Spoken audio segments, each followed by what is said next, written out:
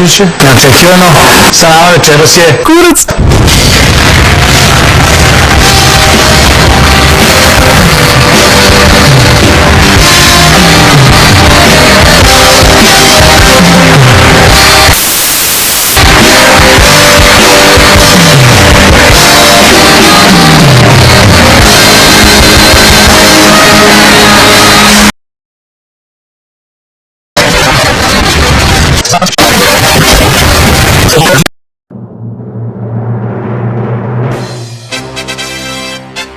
Idu pičku materinu. Doreće.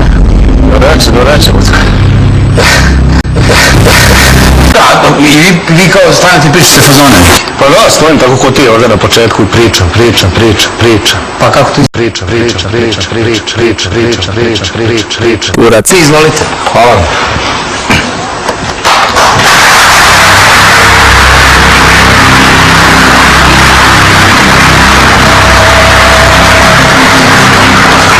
Dobro večer.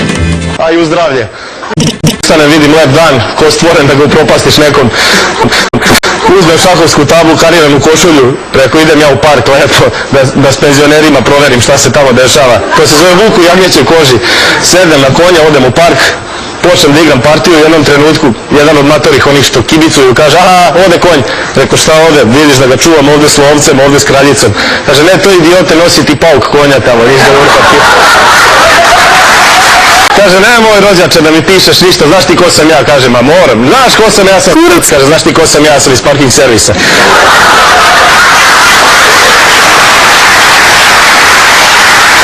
Šta ću jačije popustim? I onda sam morao ovdje da dođem prevozom. Dođem do onog autobusa, uđem unutra, rekao, ja mislio ja sam kurac. Makica odmah, s mjesta ustupam u mjesto, kaže, evo sedite, zdrava sam, ne moram da sedim, evo baš sa aerobika ide.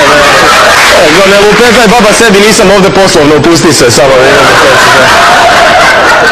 I tako, teži putem sam došao do ovdje, ali eto, isplatilo se. A isplatit će se još više kad sutra vidim naslove u novinama. Kurac. Stupila kod Ivanovića. Hvala vam što ste me saslušali.